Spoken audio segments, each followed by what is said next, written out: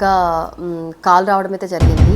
ఆ కాల్ వచ్చేసి ఆర్బీఐ నుంచి వచ్చింది, రిజర్వ్ బ్యాంక్ నుంచి. ఆ కాల్ రావడం ఎలా వచ్చింది అని అంటే, ఈ ఫోన్లో నన్ను ఇంతసేపు హెరాస్ చేసిన దాన్ని డిజిటల్ అరెస్టింగ్ అంటారు. హాయ్, హలో, నమస్తే, వెల్కమ్ బ్యాక్ టు ప్రత్యూస్ వరల్డ్. ఎలా ఉన్నారు అందరూ చాలా బాగుండాలని మనస్ఫూర్తిగా కోరుకుంటున్నాను. అండ్ నా ఛానల్ ఎవరైనా ఫస్ట్ టైం చూస్తుంటే లైక్ చేయండి, షేర్ చేయండి, సబ్స్క్రైబ్ చేయండి, బెల్ ఐకాన్ ప్రెస్ చేయండి, సో దట్ నా నోటిఫికేషన్స్ మీ దాకా అందుతుంది. సో గైస్, ఎప్పుడు కూడా ఫెస్టివల్స్ గురించి, ఫ్యాషన్ గురించి, ట్రెండ్ గురించి, సో ఇలాంటి విషయాల గురించి మనం డిస్కస్ చేసుకుంటూ ఉంటాం కదా. సో అలాంటి విషయాలకి భిన్నంగా ఈరోజు అయితే నేను ఫేస్ చేసింది మీతో షేర్ చేసుకుందామని చెప్పి నేను వీడియో అయితే చేయడం జరుగుతుంది. ఈ మధ్య రోజుల్లో అందరికీ స్పామ్ కాల్స్ వస్తుంటాయి. స్పామ్ కాల్ ఎంత ఎడ్యుకేటెడ్ అయినా, ఎంత అవుట్ గోయింగ్ ఉన్నప్పటికీ కూడా అందరికీ అవేర్నెస్ అనేది ఓన్ ఎక్స్పీరియన్స్ అయ్యేంత వరకు తెలియదు కదా. సో అలాంటిది ఈరోజు మీ అందరితో షేర్ చేసుకోవాలని అయితే వచ్చేసాను. నాకైతే 2 days బ్యాక్ ఒక కాల్ రావడం అయితే జరిగింది. ఆ కాల్ వచ్చేసి ఆర్బీఐ నుంచి వచ్చింది, రిజర్వ్ బ్యాంక్ నుంచి. ఆ కాల్ రావడం ఎలా వచ్చింది అని అంటే, వాళ్ళు 2 hours మీ అకౌంట్ సీజ్ చేయబోతున్నారు. సో మీ క్రెడిట్ కార్డ్ పైన ఇన్లీగల్ ఐటమ్స్ పర్చేస్ చేశారు, సో కాబట్టి మీ అకౌంట్ని సీజ్ చేయబోతున్నారు. దీని మీద మీకు ఏదైనా ఫర్దర్ డీటెయిల్స్ కావాలి అని అంటే మీరు 9 press చేయండి అని చెప్పి కాల్ వచ్చింది నాకు. సో అప్పుడు ఎవరికైనా డౌట్ వస్తుంది కదా, అరే ఏంటి నా కార్డ్ ఏంటి మిస్యూజ్ అవడం ఏంటి, అసలు ఈ కాల్ ఏంటి, రిజర్వ్ బ్యాంక్ ఏంటి, అకౌంట్ క్లోజ్ చేయడం ఏంటి అనేది ఒక ఫియర్ అనేది వచ్చేసింది నాకు. ఆ ఫియర్లో నేనేం చేశాను, వాళ్ళు 9 press చేయమని చెప్పినప్పుడు ఓకే క్లారిటీ తెచ్చుకుందాము అని అన్న ఉద్దేశంతో నేను 9 press చేయడం జరిగింది. 9 press చేసిన తర్వాత ఎవరో ఒక పర్సన్ అయితే వచ్చారు. సో నాకు తెలిసి వాళ్ళందరూ కూడా హిందీలోనే మాట్లాడుతున్నారు. కాల్ ఫ్రమ్ బొంబాయి అయితే అనుకున్నా నేను. సో హిందీలోనే మాట్లాడుతున్నారు. సో దట్ నేను కూడా హిందీలోనే మాట్లాడాను. వాళ్ళు ఏమడిగారు అని అంటే, ఇలా నాకైతే కాల్ వచ్చిందండి, సో నాకు దీని డీటెయిల్స్ కావాలి, ఏంటి, ఎందుకు నా అకౌంట్ సీజ్ చేయబోతున్నారు అని చెప్తే, మేడం మీది June 10th 2024 మీకు ఒక ఎస్బీఐ కార్డు అప్లై చేశారు, సో అని చెప్పి ఒక నెంబర్ చెప్పారు నాకు. నేనైతే అప్లై చేయలేదు, నా కార్డ్ అయితే అది కాదు. అసలు నేను 1 month, నేను 10th 2024 నేను కార్డే అప్లై చేయలేదు, మరి ఎలా జరిగింది అని అడిగారు. ఏమో మరి నాకైతే తెలీదు. మేబీ నేను ఎవరిమైనా ఇప్పుడు క్రెడిట్ కార్డ్స్ కోసం అని చెప్పి కాల్స్ వస్తుంటాయి కదండి, మేము క్రెడిట్ కార్డ్స్ ఇస్తాము అని చెప్పి, అలా నాకు ఏదైనా కాల్స్ వచ్చి ఉండొచ్చు. అలాంటి వాళ్ళకి ఏమైనా నా డీటెయిల్స్ అయితే ఇచ్చి ఉండొచ్చు. ఆ క్రెడిట్ కార్డుని వెపన్స్ కొనడానికి యూజ్ చేశారు. అది కూడా 1 lakh సంథింగ్ చేంజ్ అమౌంట్కి వెపన్స్ కొన్నారు అని చెప్పి, కాబట్టి రిజర్వ్ బ్యాంక్ వాళ్ళు మీ కార్డు మీద వెపన్స్ కొనడం అనేది వాళ్ళకి తెలిసి, అసలు ఈ కార్డు ఇవన్నీ ఎలా జరిగింది ఏంటి అనేది తెలుసుకోవడం కోసం వచ్చి అకౌంట్ అయితే సీజ్ చేసేస్తున్నారు. సో కాబట్టి మీరైతే మీకు సుల్తాన్ బజార్, ఎందుకంటే సుల్తాన్ బజార్ ఎందుకు వచ్చిందంటే, మీ క్రెడిట్ కార్డ్ అక్కడే అప్లై చేశారు కాబట్టి, అక్కడే యూజ్ చేశారు కాబట్టి, అక్కడ పిఎస్కే వెళ్ళి కంప్లైంట్ చేయండి అని చెప్పారు. సో దట్ ఓకే, నేను ఎక్కడో ఉన్నాను, నేను ఫైనాన్షియల్ డిస్ట్రిక్ట్ ఎక్కడో ఆఫీస్లో ఉన్నాను. సో ఇప్పుడు నేను వెళ్ళడం నాకు కష్టమవుతుందండి, నేను ఇప్పుడు వెళ్ళలేను. సో దట్ ఫర్దర్గా నేను ఎలా చేయొచ్చు అని నేను వాళ్ళని అడిగినప్పుడు వాళ్ళు ఏం చెప్పారు అని అంటే, ఓకే మీరు వెళ్ళకపోయినా పర్వాలేదు, ఇన్ ఫోన్ అయితే మీరు కంప్లైంట్ అయితే చేయొచ్చు అని చెప్పి అన్నారు. సో దట్ నేనేమో ఆ ఫోన్లో ఓకే పర్వాలేదు, ఓకే కంప్లైంట్ అయితే ఒకటి చేసి పెట్టేసేస్తే ఫర్దర్గా నేను ఏం చేయాలంటే అది నేను మా హస్బెండ్ నేను వెళ్ళి చేద్దాము అన్న ఉద్దేశంతో నేను కూడా ఓకే కంప్లైంట్ చేస్తాను ఆన్లైన్లో అని వాళ్ళకి నేను చెప్పాను. అది చెప్పడంతో వాళ్ళు ఏం చేశారు, ఓకే అండి మీరు లైన్లోనే ఉండండి, నేనే పిఎస్కి కలుపుతాము, సో దట్ మీరు కంప్లైంట్ చేసేయండి, ఇమీడియట్గా అయిపోతుంది. సో మీకు 2 hours టైం అండి, ఇమీడియట్ అండి, ఫాస్ట్ అని చెప్పి వాళ్ళు నన్ను చాలా హరీ చేసేసారు. వాళ్ళు ఏదో నాకు ఏదో హెల్ప్ చేసేస్తున్నామన్న ఫీలింగ్తో నన్ను వాళ్ళు చాలా హైప్ చేసేసారు. సో నేను కూడా అమ్మో త్వరగా చేయాలి, లేకపోతే నా అకౌంట్ సీజ్ అయిపోతుంది, సో మనీ అంతా బ్లాక్ అయిపోతాయి అది అన్న ఫియర్తో నేను కూడా సరే ఓకే కలపండి త్వరగా అని చెప్పి నేను కూడా చెప్పాను. మా హస్బెండ్కి కాల్ చేసి ఇలా జరుగుతుందని చెప్దామన్నా సరే నాకు వాళ్ళు direct call to call connect చేస్తూనే వెళ్ళారు, నాకు గాప్ ఎక్కడ దొరకలేదు. సో నేను సరే ఓకే ఒక కంప్లైంటే కదా చేసేద్దాము అన్న ఉద్దేశంతో నేను కూడా కాల్ కలపండి అని చెప్పాను. నేను డీటెయిల్స్ ఇచ్చాను. ఇచ్చిన తర్వాత నేనేదో వెపన్స్ కొన్నానంట, సో మిస్యూజ్ అయిపోయింది అని చెప్పి నా అకౌంట్ సీజ్ చేయబోతున్నారండి. సో దట్ మీరు నా నుంచి అయితే అలాంటివి ఎప్పుడు జరగలేదండి. కంప్లైంట్ చేద్దామని అయితే నేను కాల్ చేశాను. 2 hours లోపల పోలీస్ స్టేషన్కి రమ్మని చెప్పంటే నేను ఆఫీస్లో ఉన్నాను, ఇప్పుడు నాకు రావడం అయితే కుదరదు, కాబట్టి మీరు నా ఫోన్ కాల్లోనే నా కంప్లైంట్ తీసుకోండి అని చెప్పి నేను చెప్పాను వాళ్ళకి. చెప్తే వాళ్ళు ఓకే అని చెప్పి అన్నారు. వీడియో కాల్ చేస్తాము, మీరు వీడియో కాల్ లిఫ్ట్ చేయండి, నేను వీడియో కాల్లో మిమ్మల్ని ఇన్ పర్సన్ డైరెక్ట్గా మీ పర్సన్ని మీ ఫేస్ టు ఫేస్ చూస్తూనే నేను కంప్లైంట్ తీసుకోవాలి అని చెప్పారు. అంటే ఓకే, నేను కూడా సరే ఓకే అని చెప్పి తీసుకోండి అని చెప్పి నేను వాట్సాప్ కాల్ వీడియో కాల్ చేశాను. నేను లిఫ్ట్ చేశాను. లిఫ్ట్ చేసిన తర్వాత ఓకే మేడం ఇప్పుడు చెప్పండి ఏం జరిగింది ఏంటి అని అంటే, ఇట్లా నా క్రెడిట్ కార్డు మిస్యూజ్ అయ్యిందండి, ఇట్లా నేనైతే చేయలేదు, బట్ మరి ఎలా వెళ్ళిందో నాకు తెలీదు, మేబీ నా కార్డ్ ఏజెన్సీస్ ఎవరైనా కాల్ చేస్తే వాళ్ళకి ఇవ్వడం వల్ల మేబీ అలా ఏమైనా మిస్యూజ్ అయిపోయి ఇలా జరిగి ఉండొచ్చేమో, బట్ నాకేం తెలియదండి అని చెప్పి నేను వాళ్ళకి చెప్పాను. సో చెప్తే వాళ్ళు ఏం చేశారు, ఓకే మేడం మీరు కంప్లైంట్ ఇవ్వండి నేను తీసుకుంటామని చెప్పి ఫర్దర్ డీటెయిల్స్, మీ హస్బెండ్ ఏం చేస్తారు, మీ జాబ్ ఏం చేస్తారు, మీ పిల్లలు ఏం చేస్తారు, మీ ఇంట్లో ఎంతమంది ఉంటారు, అవి ఇవి అన్నీ అడిగారు. ఓకే అన్నీ ఇచ్చాను. అన్నీ ఇచ్చేసిన తర్వాత ఓకే మేడం మీరు మీ ఆధార్ నెంబర్ ఇవ్వండి అని అడిగారు. సో నేను కూడా ఆధార్ నెంబర్ ఇచ్చాను. ఆధార్ నెంబర్ ఇస్తే ఆధార్ నెంబర్ ఓకే మేడం మీరు లైన్లోనే ఉండండి, ఆధార్ నెంబర్ని ఒకసారి చెక్ చేసి దీని మీద అంటే ఆధార్ నెంబర్ కొడితే మన మీద ఏమేమన్నా కేసులు ఉన్నా ఫర్దర్గా ఏదన్నా ఉన్నా కూడా క్రిమినల్ కేసులు కానివ్వండి, ఏదైనా థెఫ్ట్ కేసెస్ కానివ్వండి, ఏదైనా హెరాస్మెంట్ కేసెస్ ఏది ఉన్నా సరే మన ఆధార్ నెంబర్ కొడితే వచ్చేస్తుందంట. నాకు తెలీదు, వాళ్ళు చెప్పారు. సో అలా చెప్పేస్తారు అని చెప్పి నేను ఏం చేశాను, ఓకే పోలీస్ స్టేషన్కే కదా ఇంత సిచ్యువేషన్ బ్యాడ్ వచ్చేసింది అన్నట్టు అన్న భయంతో నేను కూడా నా ఆధార్ నెంబర్ చెప్పడం జరిగింది. సో నెంబర్ చెప్పిన తర్వాత వాళ్ళు ఏం చేశారు, ఆ నెంబర్ తీసుకున్న వెంటనే ఆ నెంబరు వేరే ఇంకొక పర్సన్ని కలిపారు. వాళ్ళు కలిపి ఆ నెంబర్ని ఇచ్చారు. ఇస్తే ఓకే జస్ట్ ఏ మినిట్ మీరు కాల్లోనే ఉండండి, మేము ఒకసారి ఈ ఆధార్ నెంబర్ని చెక్ చేసి అసలు ఏంటి అనేది మీకు ప్రాసెస్ చెప్తాము, అసలు ఏం జరుగుతుంది అనేది అని అన్నారు. సో ఓకే నేను కూడా ఒక 2 minutes కాల్లో వెయిట్ చేశాను.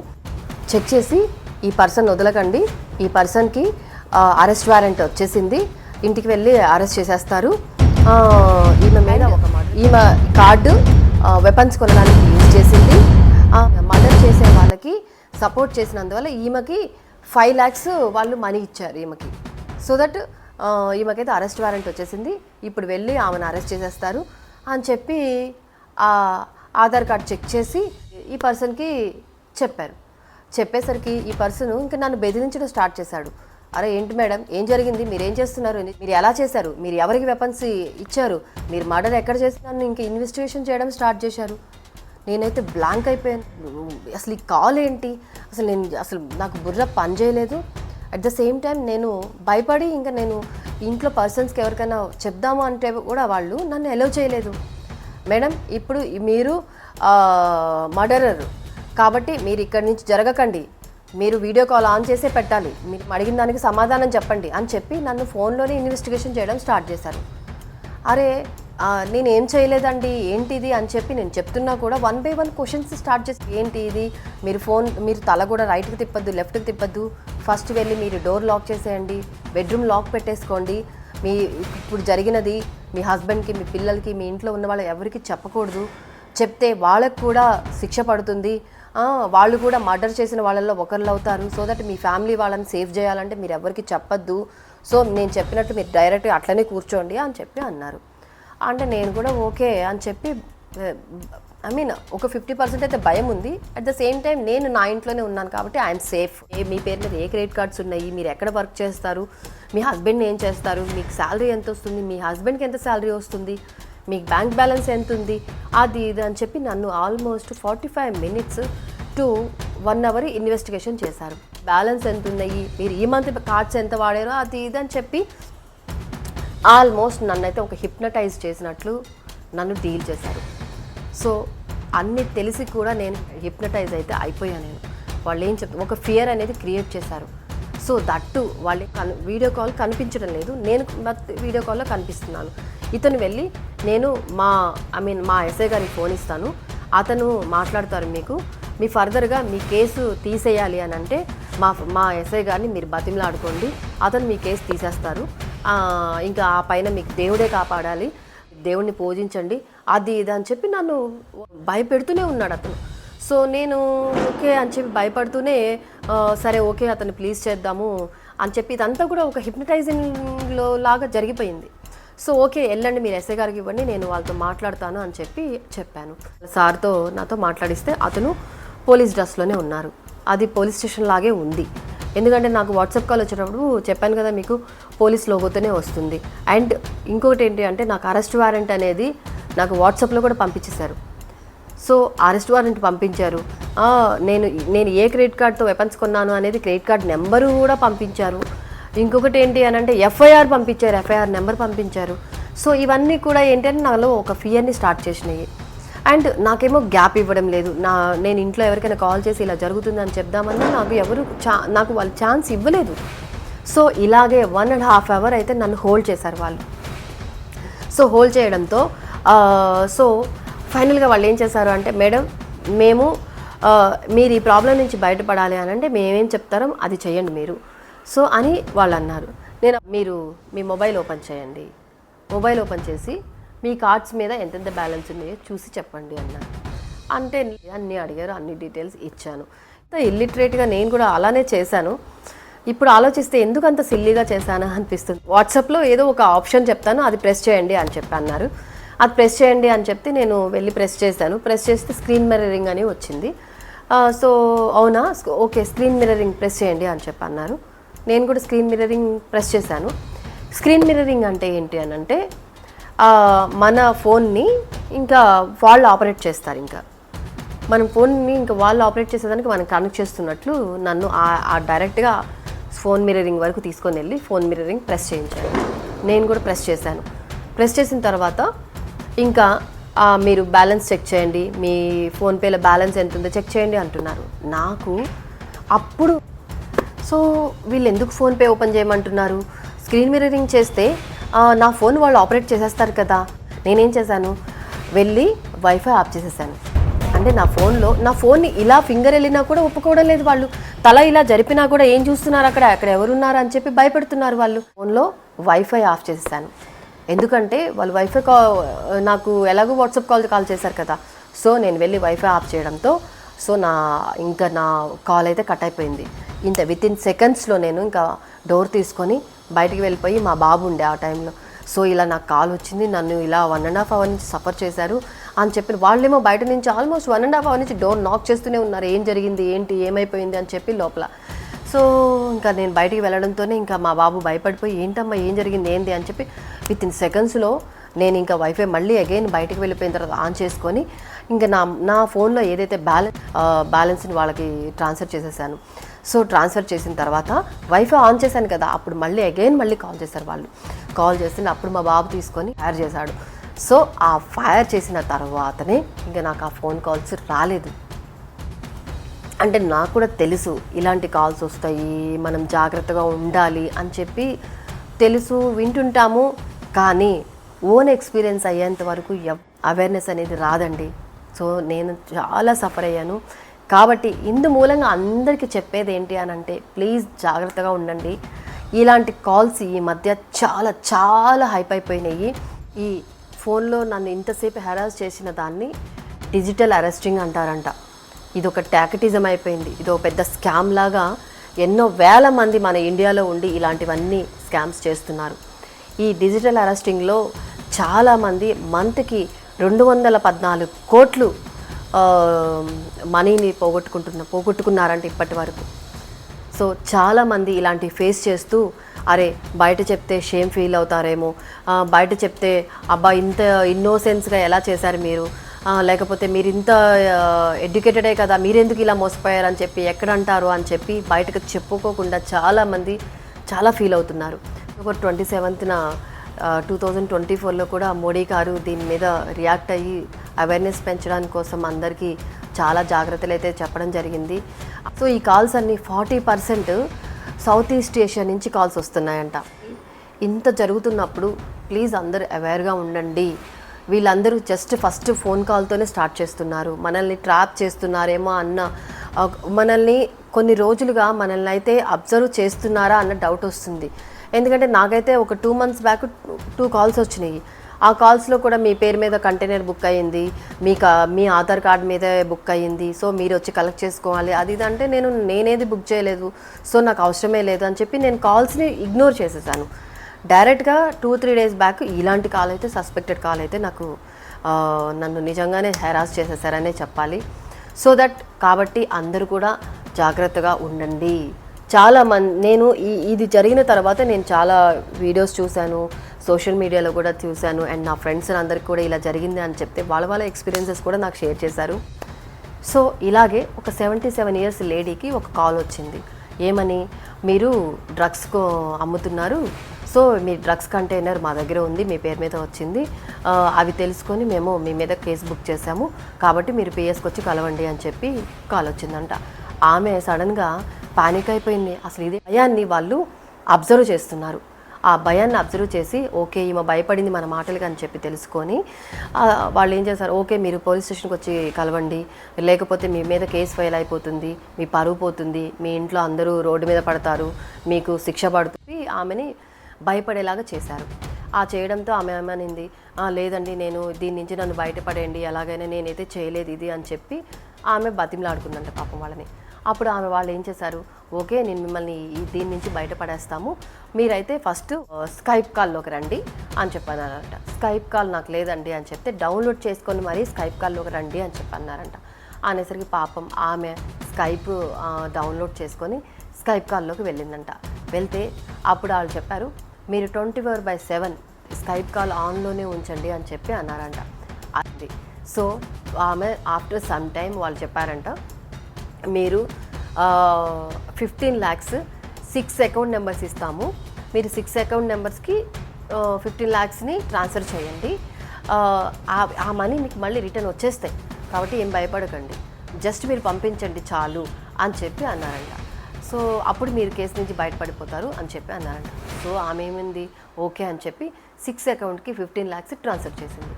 ట్రాన్స్ఫర్ చేసిన తర్వాత ఆఫ్టర్ సమ్ టైమ్ మళ్ళీ 15 lakhs రిటర్న్ వచ్చేసినాయి అంట ఆమెకి. సో రిటర్న్ రావడంతో ఆమె కూడా ఓకే పర్వాలేదు నా మనీ అయితే నాకు వచ్చినాయి అని చెప్పి ఓకే అని నమ్మిందంట వాళ్ళని. నమ్మిన తర్వాత మళ్ళీ ఆఫ్టర్ సమ్ టైం మళ్ళీ ఏం చేశారు, వాళ్ళు 3.5 crores మళ్ళీ అకౌంట్ నెంబర్స్ కొన్ని ఇచ్చి దీనికి ట్రాన్స్ఫర్ చేయమని చెప్పి అన్నారంట వాళ్ళు. అనడంతో ఆవిడ ఏం చేసింది, ఓకే అని చెప్పి భయపడి ఓకే మొన్న 15 lakhs ఆల్రెడీ రిటర్న్ వచ్చేసినాయి కదా, సో ఇవి కూడా వస్తాయి అని చెప్పి ఆశతో 3.5 crores మరి అసలు అకౌంట్ టు అకౌంట్ ఎలా ట్రాన్స్ఫర్ చేసిందో కూడా తెలియదు, మరి కార్డ్ స్వైప్ చేసిందో తెలియదు, ఎలా చేసిందో 3.5 crores అయితే ట్రాన్స్ఫర్ అయితే చేసింది. సో ఆమె మళ్ళీ వస్తాయని పాపం వెయిట్ చేసింది, ఆ అమౌంట్ రాలేదు. సో అప్పుడు ఆమె భయపడి అప్పుడు నిజమైన పోలీసుల్ని కలిసిన తర్వాత అప్పుడు ఆమెకి అసలు భయపడిపోయి ఆమె ఇంకా అప్పుడు ఇలా జరిగిందని చెప్పడంతో ఓకే ఈమె డిజిటల్ అరెస్ట్ అయిందని చెప్పి వాళ్ళు క్లారిఫికేషన్ వచ్చి అప్పుడు వాళ్ళు సో పానిక్ అవ్వద్దు, జరిగింది ఇంకా జాగ్రత్తగా ఉండండి అని చెప్పి వాళ్ళు ఏదో చేస్తారు. బట్ ఇక్కడ సఫర్ అయింది పాపం ఆమె కదా, అలానే నేను కూడా చాలా సఫర్ అయ్యాను. అప్పుడు నాకు జరిగిన తర్వాత నేనే పిఎస్కి ఫోన్ చేసి చెప్పాను, నాకు ఇలా జరిగిందండి ఏంటి ఎట్లా అని చెప్పడంతో వాళ్ళు ఏమన్నారు, ఓకే మీరు వచ్చి నియర్ బై పోలీస్ స్టేషన్కి వచ్చి కంప్లైంట్ చేయండి అన్నారు. కానీ మీరు కంప్లైంట్ మా దగ్గరికి వచ్చే ముందు సైబర్ క్రైమ్లో అయితే మీకు ఆన్లైన్లో మీరు కంప్లైంట్ చేయండి ఇలా వచ్చింది అని చెప్పి అన్నారు. సరే నేను కూడా ఏం చేశాను, సైబర్ క్రైమ్లో చేయమని చెప్పారు కదా, ఏమో ఇది ఎక్కడికి వెళ్ళి ఏమో తెలియదు కదా, ఒక భయం అనేది ఉంటుంది కదా మనకి. అప్పుడు నేను కూడా వెళ్ళి ఇంకా ఆన్లైన్లో వెబ్సైట్కి వెళ్ళి సైబర్ క్రైమ్ వాళ్ళకి కంప్లైంట్ అయితే రైజ్ చేశాను. ఆ సైబర్ క్రైమ్లో మనము వెబ్సైట్కి వెళ్ళి కంప్లైంట్ చేయడం కూడా it's a very big procedure. 1 hour పట్టింది. మీకు ఏ మండలము, మీరు ఎక్కడ ఉంటారు, మీరేంటి, మేలా ఫీమేలా డీటెయిల్స్ అన్నీ కూడా 1 hour అయితే వెబ్సైట్లో తీసుకుంది. అయినా కూడా ఓకే ఇది ఏం జరుగుతుందో తెలియదు కదా, నిజమా అబద్ధమా మనకి తెలియదు కదా అని చెప్పి మేమైతే వెబ్సైట్లో అయితే కంప్లైంట్ అయితే రేస్ చేసాము. సో ఆఫ్టర్ దట్ ఇంకా నేను ఓకే ఇంకా మాకు తెలిసిన వాళ్ళు ఉంటే వాళ్ళకి వీళ్ళకి పిఎస్లో వాళ్ళకి చెప్పాము. సో అందరూ ఏం జరగదు ఏం కాదు కామ్గా ఉండండి అని చెప్పి అన్నారు. నా భయం ఏంటి అని అంటే నేను ఆధార్ నెంబర్ ఇచ్చాను కదా, సో ఫర్దర్గా ఏం జరుగుతుందో ఏంటో అని చెప్పి నేను కూడా అదొక ఫియర్ అయితే ఉండింది. కానీ వాళ్ళు 2 అవర్స్లో అకౌంట్ సీజ్ అవుతుంది అది ఇది అని చెప్పారు కదా. ఆఫ్టర్ దట్ నేను అది కూడా చెక్ చేశాను, అకౌంట్ సీజ్ లేదు, ఏం లేదు. సో దట్ అప్పుడు నేను క్లారిఫై అయిపోయింది, ఇదంతా కూడా ఫేక్ కాల్ వచ్చింది. నేను ఒక సీరియస్లీ డిజిటల్ అరెస్టింగ్ అనే దానికి ఒక బ్రాండ్ అంబాసిడర్ లాగా మోసపోయాను. ఇలాంటి మోసానికి ఎవరు గురి అవ్వకండి. ఎవరు కాల్ చేసినా సరే అలర్ట్గా ఉండండి. మీరు ప్యానిక్ అయ్యారు, మీరు భయపడ్డారు అని అంటే మాత్రం మిమ్మల్ని హోల్డ్ చేస్తున్నారు. హోల్డ్ చేసి మిమ్మల్ని భయపెట్టి మీ డీటెయిల్స్ తీసుకొని మిమ్మల్ని మీ ఫోన్ కాల్తో మీ కొన్ని ఫోన్ కాల్స్ కూడా వస్తున్నాయండి ఈ మధ్య. మా ఫ్రెండ్ వాళ్ళు ఫేస్ చేసి చెప్పారు, వాళ్ళు మీ బాబు ఎక్కడున్నాడో తెలుసా, మా దగ్గరే ఉన్నాడు, మీ బాబు డ్రగ్స్ సేల్ చేస్తున్నాడు, మీ బాబు ఆ గేమ్లో ఆడుతున్నాడు, మీ బాబుని అరెస్ట్ చేసి మేము లోపల పెట్టేశాము, మీరు వచ్చి మీ బాబుని తీసుకెళ్ళాలి అని, మీ బాబుని ఏమి చేయకుండా ఉండాలంటే ఇంత మనీ ఇవ్వండి, సో మీరు కొంత అమౌంట్ పంపించండి, మీ బాబుని మీకు పంపించేస్తాము అని చెప్పి ఒక 100 రూపీస్ ఫస్ట్ పేమెంట్ చేయండి అని చెప్పి అంటున్నారంట. 100 రూపీస్ ఎందుకు పే చేయాలి ఏంటి అని అడిగితే, లేదు జస్ట్ మీరు పెద్ద అమౌంట్ పంపించాలి అని అంటే కష్టం కదా, ఫస్ట్ 100 రూపీస్ ట్రై చేయండి అని చెప్పి అంటున్నారంట.